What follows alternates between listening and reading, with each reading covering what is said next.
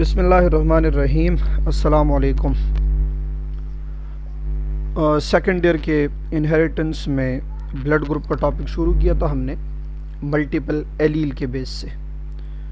तो जो blood group है हमारे पास उसको आज आगे लेके चलते हैं। कुछ बेसिक्स हमने पढ़े थे उसके, क्रोमोसोम नंबर्स वगैरह, और आज उसके जेनेटिक बेसिस और उसके एंटीजन एंटीबॉडी और साथ में डोनर रिसिपिएंट, इन चीज़ों की बात करेंगे। तो आज का लेक्चर इंतहाई इम्पॉर्टेंट और इंतहाई कंसेप्चुअल है। आप लोग कोशिश ये करें कि अपने सामने अपना नोटबुक और पेन वगैरह रखें ताकि डिफरेंट चीज़ों को आप नोट कर सकें, और फिर इसके एंड पे मैं कुछ क्वेश्चंस भी करूँगा जिसके आप लोगों ने मुझे आंसर देने हैं, ताकि पता चले कि आप लोगों का कंसेप्ट इसके ऊपर क्लियर है कि नहीं।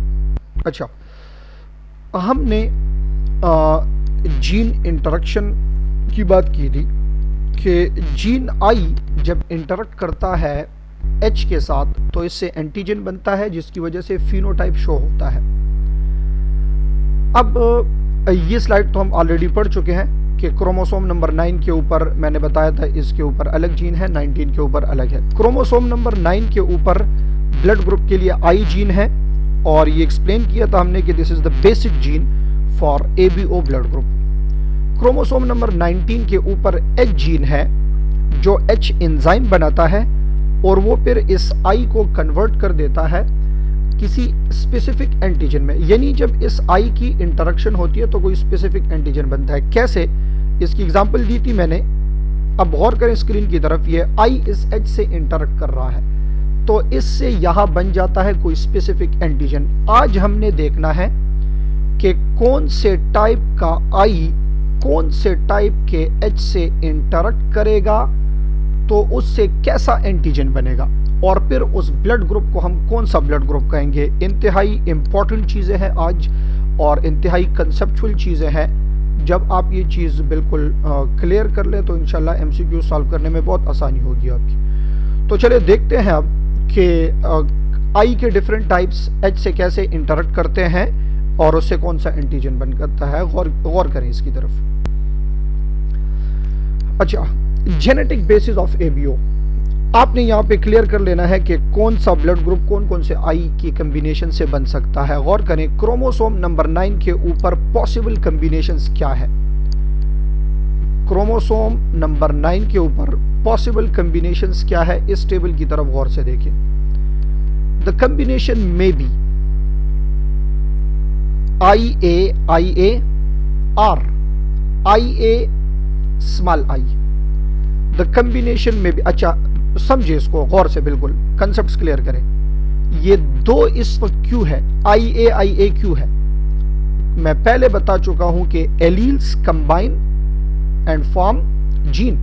तो ये एक IA एक पेरेंट से आया है, दूसरा IA दूसरे पेरेंट से आया है, इसलिए यहां पे IA एक एलील है और कैपिटल IA ये दूसरा एलील है। दोनों कंबाइन होके एक जीन बना रहे हैं जो कि आपको कोई स्पेसिफिक एंटीजन दे सकते हैं एच से इंटरेक्शन के बाद। इस तरह ये कैपिटल IA ये एक पेरेंट से और स्मॉल आई ये दूसरे पेरेंट से। इस तरह ये बाकी भी कम्बिनेशंस है बी के लिए, AB के लिए और O के लिए, स्मॉल आई। यहाँ पे मेरी एक बात याद रखें, जो आपके सामने IA और फिर IA स्मॉल आई, मतलब ये है कि ये होमोजाइगस डोमिनेंट भी है और दूसरा हेट्रोजाइगस है। ए के लिए होमोजाइगस भी हो सकता है, हेट्रोजाइगस भी। बी के लिए होमोजाइगस भी हो सकता है, हेट्रोजाइगस भी। याद कर ले इस पॉइंट को, आगे नेक्स्ट आ रहा है, अभी से इसको क्लियर करते हैं। ब्लड ग्रुप ए भी जो होगा इसके लिए सिर्फ एक ही टाइप का जेनेटिक कम्बिनेशन होगा जो IAIB, और इसमें रिलेशन कौन सी होगी, को डोमिनेंट्स की रिलेशन होगी। एक पेरेंट ए है दूसरा बी है और ऑफस्प्रिंग AB आया, तो ये को डोमिनेंस की वजह से। इस पे आगे प्रैक्टिस एमसीक्यूज करेंगे हम। और ये स्मॉल आई जो है इससे ब्लड ग्रुप O बन जाता है। तो ये याद कर ले कि this must be homozygous recessive. दो पॉइंट्स मैं आपको बता रहा हूं, नोट करें इसको। AB जो है दिस मस्ट बी हेट्रोजाइगस। लिख लें इस पॉइंट को, AB must be heterozygous. And blood group O must be homozygous recessive. अगर इसी तरह का क्वेश्चन ब्लड ग्रुप ए और बी के लिए आ जाए तो blood group A and B they may be homozygous और they may be heterozygous, but blood group A B must be heterozygous and blood group O this must be homozygous recessive.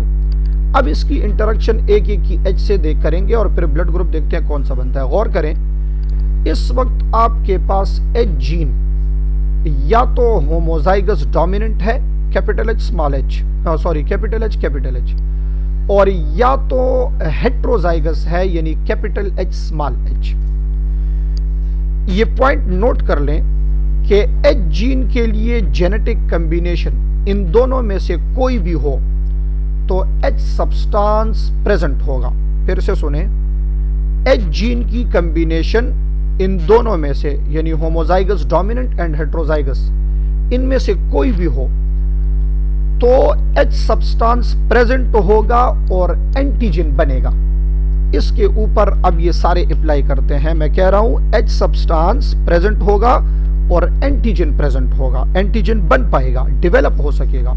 चले जी, point number 1, अगर ये आई की दोनों combination में से कोई भी एक कॉम्बिनेशन इस H के दोनों कॉम्बिनेशन में से किसी भी एक कॉम्बिनेशन से इंटरेक्ट करे तो इससे यहां आपके पास एंटीजन कौन सा बनेगा? एंटीजन A बन जाएगा। और A एंटीजन जब रेड ब्लड सेल के सरफेस के ऊपर होगा तो स्क्रीन की तरफ गौर करें, ये होगा ब्लड ग्रुप A। समझ आ गई होगी आपको, आसान है। फिर से सुने, I की कॉम्बिनेशन जो है दोनों में से कोई भी, होमोजाइगस या हेट्रोजाइगस, ये H के दोनों में किसी भी कॉम्बिनेशन से होमोजाइगस या हेट्रोजाइगस इससे इंटरेक्ट करें तो रेड ब्लड सेल के सरफेस के ऊपर एंटीजन A आ गया है, इसलिए हम इसको कहेंगे ब्लड ग्रुप A। अब आए जरा B के कॉम्बिनेशन की तरफ। B की ये कॉम्बिनेशन इन दोनों में से भी कोई H के इन दोनों में से किसी भी से इंटरेक्ट करे तो आपके पास ब्लड ग्रुप क्या बनेगा? B बन जाएगा। Now what is the difference between this A and B? Both are red blood cell.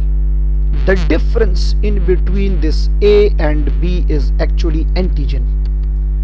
उसके सरफेस के ऊपर A एंटीजन है तो उसको red blood cell A type कह रहे हैं, और इसके एंटीजन के ऊपर इस रेड ब्लड सेल के ऊपर B एंटीजन है तो इसको B ब्लड ग्रुप कह रहे हैं। अब जरा आते हैं हेट्रोजाइगस IA/IB की तरफ। इस एक जेनेटिक कॉम्बिनेशन की इंटरेक्शन इस H के किसी भी फॉर्म से हो, होमोजाइगस या हेट्रोजाइगस से, तो यहां क्या होगा? मेरी बात ध्यान से सुने, ये A जब इंटरेक्ट करेगा IA तो A एंटीजन बनेगा, और इसी कॉम्बिनेशन का B जब इंटरेक्ट करेगा तो B एंटीजन बनेगा। मतलब ये है कि ये दोनों एक्सप्रेस हो रहे हैं। अगर आप पिछले लेक्चर को जरा याद दिलाएं तो मैंने कहा था when both the alleles of a gene express themselves this is called codominance relation. तो इस वक्त A भी एक्सप्रेस हो रहा है और B भी। कैसे? स्क्रीन की तरफ गौर करें, देखिए इस रेड ब्लड सेल की तरफ, इस रेड ब्लड सेल के सरफेस के ऊपर A एंटीजन भी है और B एंटीजन भी है। मतलब यह है कि जो I वाला इसका जीनोटाइप है उसके दोनों फॉर्म ने अपने आप को एक्सप्रेस किया है यहां पे, तो इसलिए ये कोडोमिनेंस है। और जब रेड ब्लड सेल के सरफेस के ऊपर दोनों एंटीजन होते हैं तो उसको क्या कहा जाता है? ब्लड ग्रुप A भी उसको कहा जाता है। क्लियर हो गई ये बात? देखिए गौर से, इस IA/IB के यहां पे ये क्यों दोनों आए हैं? ये दोनों इसलिए आए हैं क्योंकि एक पेरेंट्स में से एक इसका ब्लड ग्रुप A है और दूसरा इसका ब्लड ग्रुप B है। एक ब्लड ग्रुप A है, दूसरा ब्लड ग्रुप B है। ये पॉसिबल कॉम्बिनेशंस है इसके।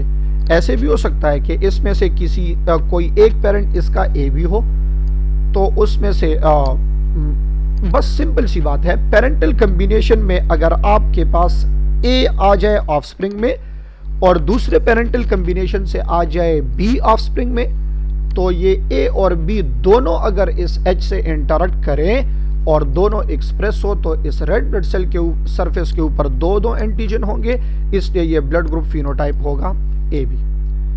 फोर्थ नंबर की तरफ आए, जो स्मॉल आई, ये आपके पास होमोजाइगस रिसेसिव है।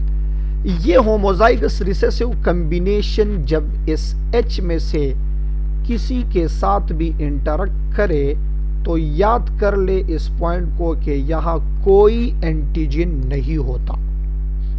स्मॉल आई की वजह से कोई एंटीजन नहीं होता। अब ये रेड ब्लड सेल का सरफेस खाली है, इसके ऊपर कोई भी एंटीजन नहीं है। जब कोई भी एंटीजन नहीं होगा तो ब्लड ग्रुप क्या बन जाएगा? ओ बन जाएगा।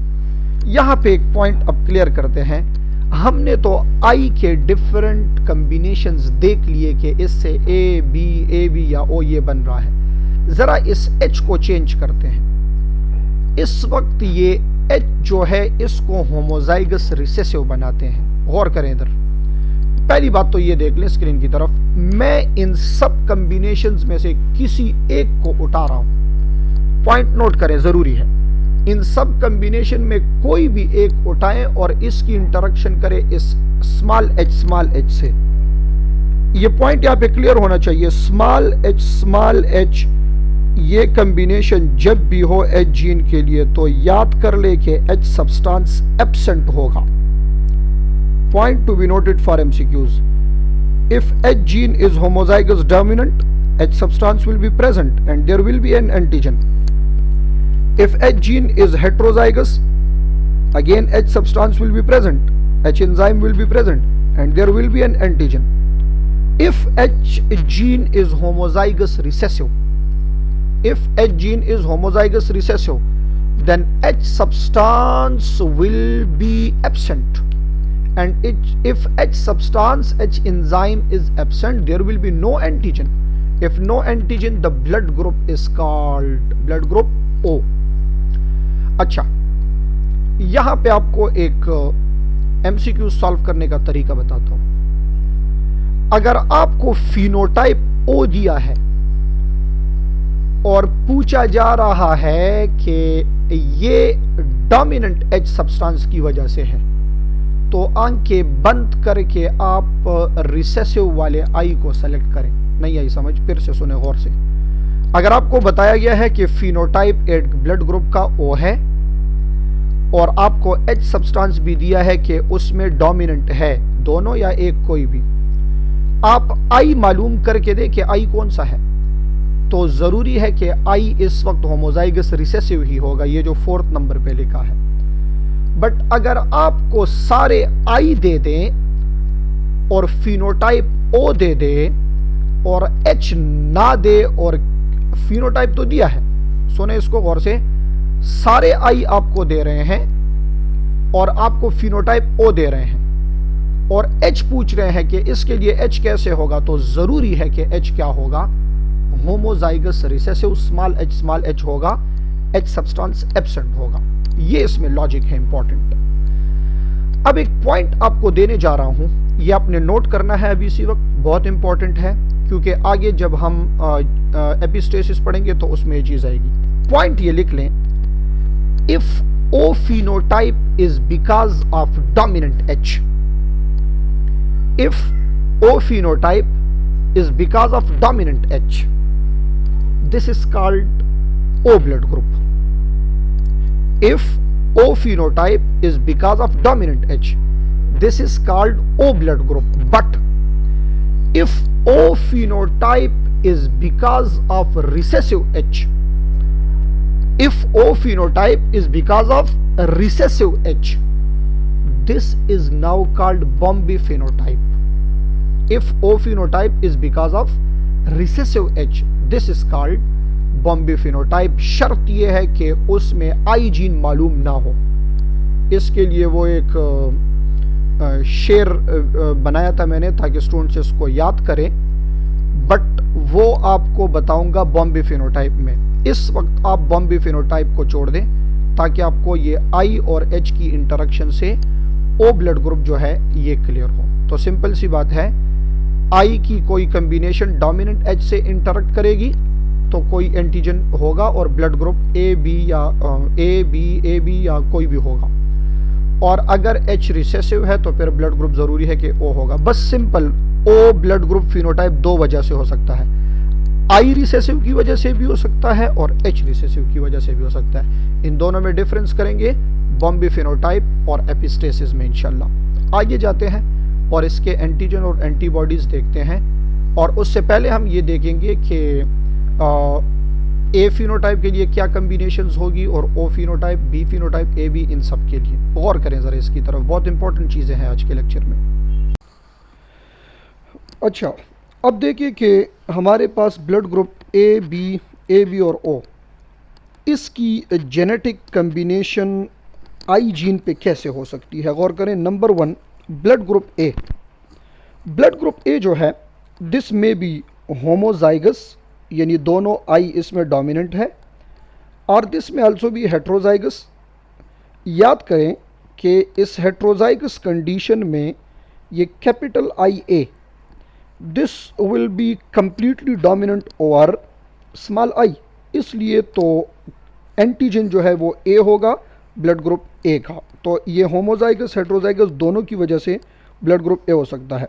बी की कम्बिनेशन क्या होगी, अगेन इसी तरह है, होमोजाइगस भी हो सकता है, हेट्रोजाइगस भी। डिफरेंस इज दैट वहाँ पे आई का एक एलील था ए वाला, इस बी के लिए आई एलील कौन सा है, ये बी वाला है, और इस हेट्रोजाइगस में भी I B will be completely dominant over small I. अगर आप ए बी देखें तो ये इन दोनों कंडीशन से थोड़ा सा चेंज है जेनेटिकली। अगर ये इसका आप जीन देखें, ये हेट्रोजाइगस होगा क्योंकि दो डिफरेंट एलील्स हैं इसमें, ए एलील है और बी एलील है, बट इसमें रिलेशन एक अलग सी रिलेशन है। कौन सी रिलेशन है, अगर आपको याद है हमने पढ़ा था एक रिलेशन कोडोमिनेंस। कोडोमिनेंस में ये होता है कि both the alleles of the gene will express themselves.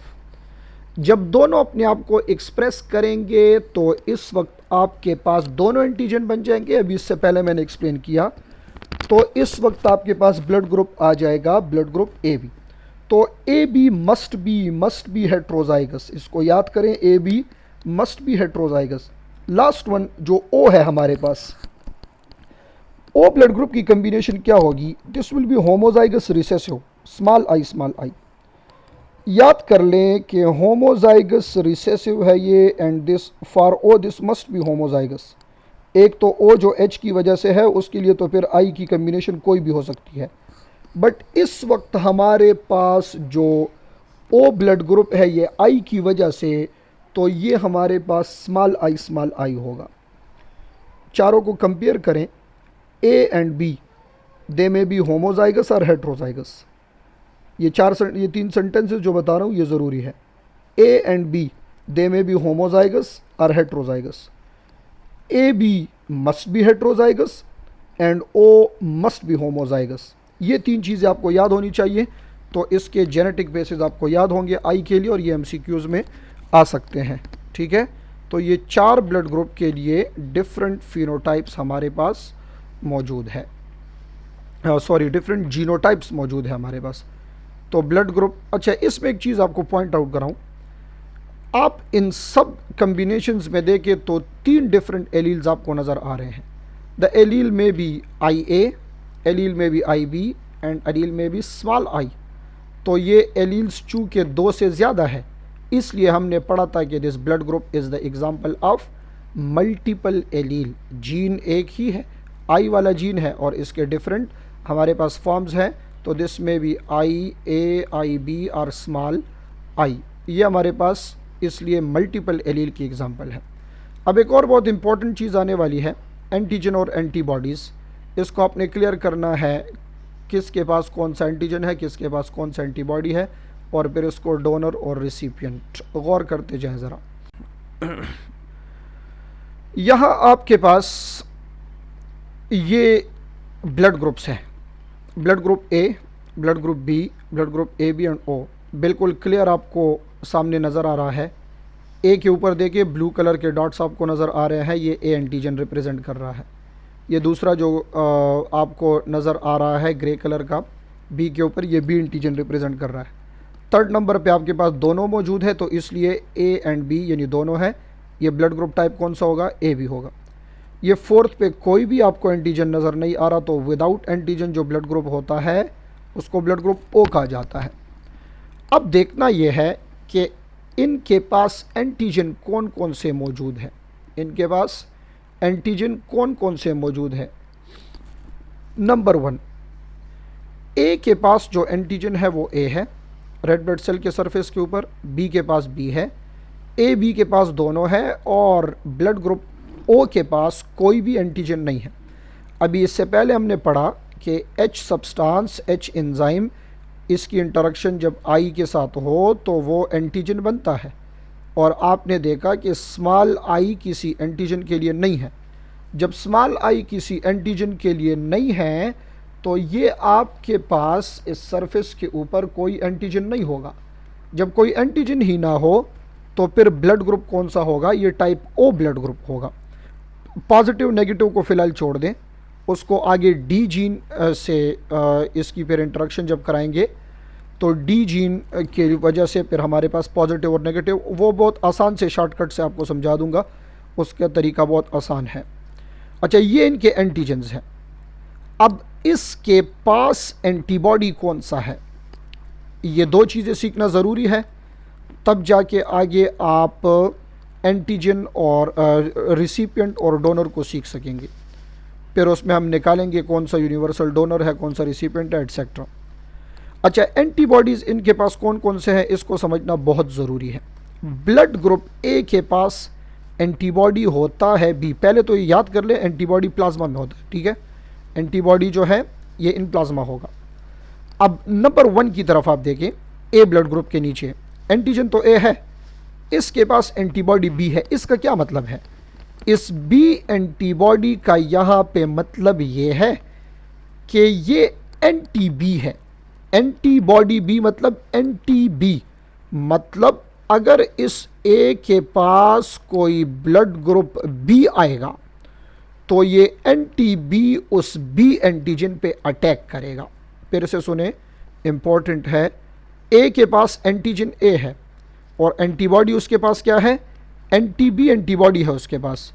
तो जब भी कोई बी ब्लड ग्रुप ए की तरफ आएगा तो ये एंटी बी उस पर अटैक करेगा। इसलिए ए के लिए बी की एंट्रेंस पॉसिबल नहीं है, यानी किसी का ब्लड ग्रुप अगर ए है तो उसको बी वाला डोनेट नहीं कर सकता। इस तरह बी ब्लड ग्रुप के पास एंटीबॉडी ए है, यानी इस बी की तरफ कोई ए आएगा तो ये एंटी ए एंटीबॉडी उसके ऊपर अटैक करेगा। The most interesting case is A B antigen वाला जो ब्लड ग्रुप है, जिसको हम ब्लड ग्रुप ए बी कहते हैं, उसके पास कोई एंटीबॉडी नहीं है। इसलिए आप इसको ब्लड ग्रुप ए भी दे सकते हैं, बी भी दे सकते हैं, ओ भी दे सकते हैं, ए बी भी दे सकते हैं, तो ये यूनिवर्सल रिसिपिएंट होता है। अब आगे जाके इसको डिस्कस करेंगे यूनिट के रिसीव करना और डोनेट करना किस बेस पे डिपेंड करता है, ये हमने सीखना है। अच्छा, ओ के केस में बड़ी ख़तरनाक बात है, इसके पास दोनों सिक्योरिटी गार्ड मौजूद है। ये एंटीबॉडी इस वक्त आपके ब्लड ग्रुप सिस्टम का सिक्योरिटी है, तो ओ के पास दोनों सिक्योरिटी गार्ड मौजूद है। ये यूनिक है। अगर ए आएगा तो भी मसला, बी आएगा तो भी मसला। इसको अभी आगे डिस्कस करेंगे। इस चार्ट में आप ये याद करें, हो सके तो ये अपने पास ड्रा कर लें और इसको बिल्कुल रट्टा करें। मैं आपको तरीका बता दूं याद करने का। जो ब्लड ग्रुप का टाइप होगा वो एंटीजन होगा, क्योंकि हमने पढ़ा कि एंटीजन की वजह से ही तो उसको ये नाम दिया है। जो ब्लड, इसको याद करें, सीखे इसको ज़रा, मैं जैसे सिखा रहा हूँ इसको जहन नशीन करने। जो ब्लड ग्रुप होगा उसका वही सेम एंटीजन होगा और एंटीबॉडी उसका अपोजिट। यानी अगर ए ब्लड ग्रुप है तो ए एंटीजन और बी एंटीबॉडी, फिर बी ब्लड ग्रुप है तो बी एंटीजन और ए एंटीबॉडी, फिर ए बी ब्लड ग्रुप है तो ए बी एंटीजन और एंटीबॉडी कोई नहीं, और फिर ओ ब्लड ग्रुप है तो एंटीजन कोई नहीं और एंटीबॉडी दोनों। इसको इस तरीके से आपने याद करना है। Next thing is very very important, और वो हमारे पास डोनर और रिसिपिएंट होगा। जो चीज़ मैं अभी सिखा रहा हूँ इसको सीखने की कोशिश करें। अच्छा, this slide is very important, blood group donor and recipient. Screen की तरफ बिल्कुल गौर से आपने देखना है, जो रिप्रेजेंटेशन मैं करा रहा हूँ वो बहुत ज़रूरी होगी इसमें, और ख़ुद ब खुद आपको पता चल जाएगा कि कौन सा यूनिवर्सल डोनर है, कौन सा यूनिवर्सल रिसिपिएंट है। अच्छा, हम दो साइड्स पे ब्लड ग्रुप ड्रा कर लेते हैं। एक जो हम ब्लड ग्रुप ड्रा कर रहे हैं वो है डोनर, ये ऊपर वाले ब्लड ग्रुप ये डोनर होंगे। दूसरा हम ड्रा कर रहे हैं रिसिपिएंट। यहाँ आपको एक रूल की बात बता रहा हूँ जो समझनी है आपने। डोनर और रिसिपिएंट को समझना है तो ये रूल आपने सीखना है। ब्लड ग्रुप की ट्रांसफ्यूजन, ब्लड ट्रांसफ्यूजन किस चीज़ पे डिपेंड करता है, ये पॉइंट ज़रूर लेके अपने पास। Blood transfusion depends upon two important thing, antibody and antigen. But question ये है किसका एंटीबॉडी और किसका एंटीजन, किसका एंटीबॉडी और किसका एंटीजन। मैंने कहा कि हमारे पास एंटीबॉडी सिक्योरिटी सिस्टम है। स्क्रीन की तरफ गौर करें तो रिसिपिएंट के नीचे एंटीबॉडीज़ आ गए हैं जो अभी हमने पहले पढ़े। ए के पास एंटी बी है, बी के पास एंटी ए है, ए बी के पास कोई नहीं है, ओ के पास दोनों हैं। अच्छा, रूल आप सीख लें, ब्लड ट्रांसफ्यूजन डिपेंड करता है रिसिपिएंट के एंटीबॉडी पर। पॉइंट नंबर 1 रूल में ये हो गया है। फिर से सुने, ब्लड ट्रांसफ्यूजन डिपेंड करता है रिसिपिएंट के एंटीबॉडी पे। एक रूल तो ये हो गया है। दूसरा रूल क्या है, डोनर के किस चीज़ पे डिपेंड करेगा, डोनर के एंटीजन पे डिपेंड करेगा। क्योंकि जब आरबीसी डोनर से रिसिपिएंट में जाता है तो रिसिपिएंट का एंटीबॉडी डोनर के एंटीजन पे अटैक करता है। अगर वो सेम होगा तो मसला डिफरेंट है, और अगर वो डिफरेंट होंगे तो डिफरेंट। देखते हैं अब कैसे। तो रूल लिख ले अपने पास कि ब्लड ट्रांसफ्यूजन रिसिपिएंट के एंटीबॉडी पे डिपेंड करता है और डोनर के एंटीजन पे डिपेंड करता है। रिसिपिएंट के एंटीबॉडी पे डिपेंड करता है और डोनर के एंटीजन पे। अब हमने ऐसे करना है, ये बहुत इंपॉर्टेंट चार्ट ड्रा करके दे रहा हूँ आपको, ये सीख लें आप तो ब्लड ग्रुप बहुत क्लियर हो जाएगा। अब हम ऐसे करेंगे, एक एक करके इस ब्लड ग्रुप, डोनर के ब्लड ग्रुप के नीचे इसकी एंटीबॉडी लेके आएंगे, इसका एंटीजन लेके आएंगे, और फिर उसको डोनेट करने की कोशिश करेंगे रिसिपिएंट में। तो देखते हैं कि वो कहाँ कहाँ डोनेट हो सकता है।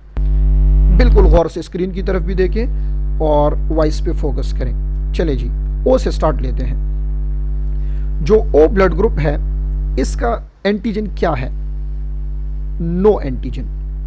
गौर करें, ओ ब्लड ग्रुप का कोई भी एंटीजन इसके सरफेस के ऊपर नहीं होता।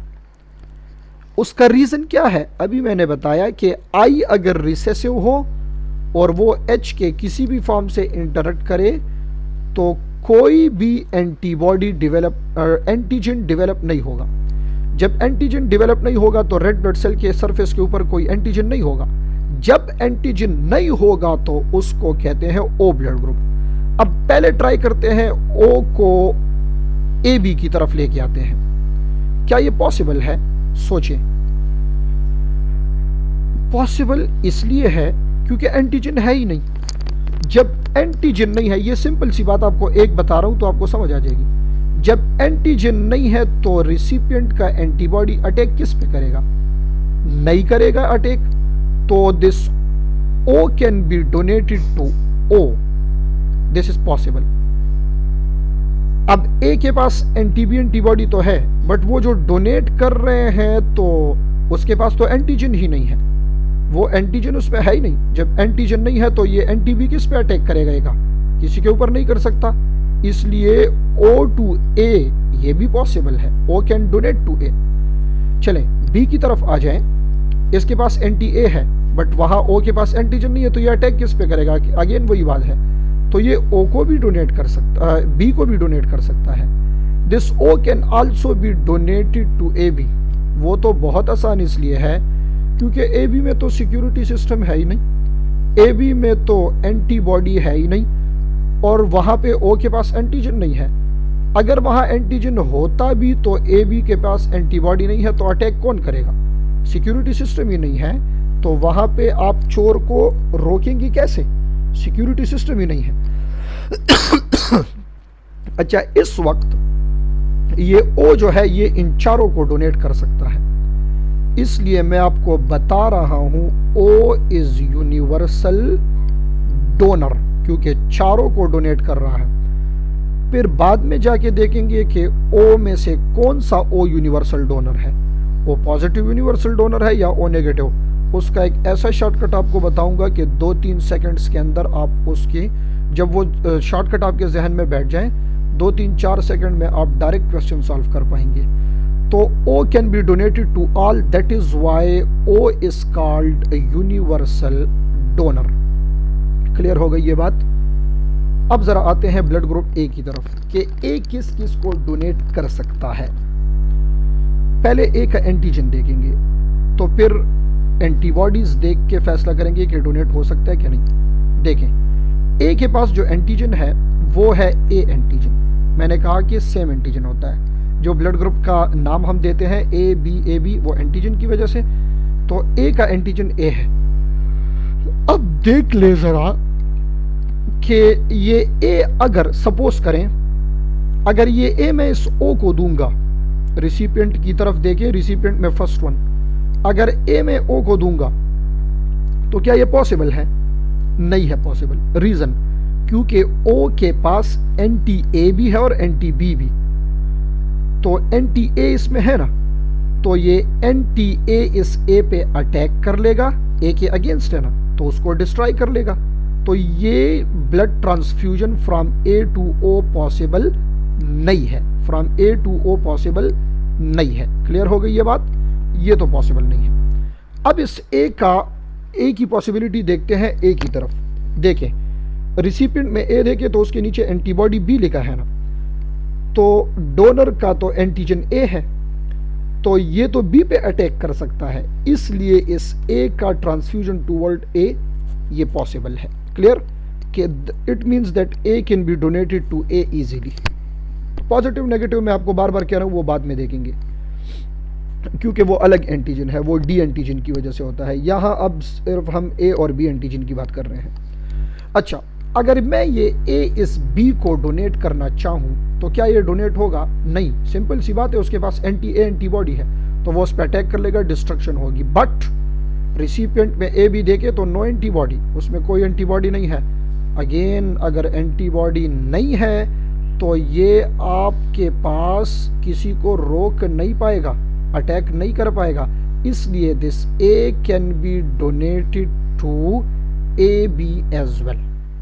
तो सिंपल सी बात है, ब्लड ग्रुप ओ चारों को डोनेट हो सकता है, ब्लड ग्रुप ए सिर्फ ए और ए बी को डोनेट हो सकता है। तो इसको आप यूनिवर्सल डोनर नहीं कह सकते, ए को आप यूनिवर्सल डोनर नहीं कह सकते। चले अब बी की तरफ आए। सेम केस है, शॉर्टकट में मैं बता रहा हूँ, वही सारी बातें हैं जो मैंने ए के लिए कही। बी को अगर ओ पे डोनेट करेंगे तो बी का एंटीजन तो बी है, इसको अगर हम ए में डोनेट करेंगे तो एंटी बी इस पे अटैक करेगा। फिर अगर ओ में डोनेट करेंगे, उसके पास भी तो एंटी बी मौजूद है, वो भी अटैक कर सकता है। तो B can not be donated to O and A, but B can be donated to B. क्यों? क्योंकि बी के पास एंटीबॉडी ए होता है और बी के पास एंटीजन बी है, तो बी जब बी की तरफ डोनेट होगा तो वहाँ तो एंटी बी नहीं है, इसलिए इसकी डोनेशन पॉसिबल है। B can be donated to B and B can be donated to A B as well because of no antibody. तो ये हमारे पास B can be donated to B and A B. Clear? Last जो है हमारे पास donor, अगर donor A B हो, इसमें दोनों एंटीजन है, ए एंटीजन भी है, बी एंटीजन भी है। बहुत इंपॉर्टेंट चीज़ है, गौर करें। अगर मैं ए बी को ओ की तरफ डोनेट करना चाहूं, बिल्कुल पॉसिबल नहीं है। रीजन, एंटी ए एंटीजन पे अटैक करेगा, एंटी बी बी एंटीजन पे अटैक करेगा, तो डिस्ट्रक्शन हो जाएगी। तो A B toward O possible नहीं है। अगर मैं ए बी को ए में डोनेट करना चाहूँ तो ए के पास एंटी बी है ना, तो वो बी एंटीजन पे अटैक करेगा, ये भी पॉसिबल नहीं है। अगर मैं ए बी को बी की तरफ डोनेट करना चाहूँ तो बी के पास एंटी ए है, वो इसके ए पे अटैक करेगा, ये भी पॉसिबल नहीं है। आखिर में रह गया है एक बेचारा ए बी जिसके पास सिक्योरिटी सिस्टम नहीं है, मजलूम है। तो ये ए बी जो है this can be donated to A B only, A B only. इस वक्त आप देखें डोनर में से ओ के एरो सब रिसिपिएंट की तरफ है, तो वो ओ यूनिवर्सल डोनर है। रिसिपिएंट में ए बी की तरफ इन सब के एरो है, रिसिपिएंट में ए बी की तरफ इन सब के एरो है, क्योंकि उसके पास सिक्योरिटी सिस्टम एंटीबॉडी नहीं है। तो ओ भी इसको डोनेट कर सकता है, ए भी कर सकता है, बी भी कर सकता है, ए बी भी कर सकता है। तो ए बी यूनिवर्सल रिसिपिएंट है। ये 2 पॉइंट याद कर लें। रूल बताया था आपको कि ब्लड ट्रांसफ्यूजन डिपेंड करता है रिसिपिएंट के एंटीबॉडी पे और डोनर के एंटीजन पे। जिसके पास एंटीजन नहीं होगा वो यूनिवर्सल डोनर, जिसके पास एंटीबॉडी नहीं होगा वो यूनिवर्सल रिसिपिएंट। इसको आप जब ये देख लें तो फिर ऐसे करें कि इसी तरह ये ऊपर ओ ए बी ये लिख लें, नीचे रिसिपिएंट ओ ए बी ये लिख लें, और ख़ुद इस तरह ये एरो से प्रैक्टिस करें तो आपको ये चीज़ आसानी से समझ आ जाएगी। तो ब्लड ग्रुप जो है ये इसका डोनर और रिसिपिएंट इसके ऐसे होते हैं। जिसके पास कोई एंटीजन नहीं होगा that can be donated to all, and जिसके पास कोई एंटीबॉडी नहीं होगा it can receive from all.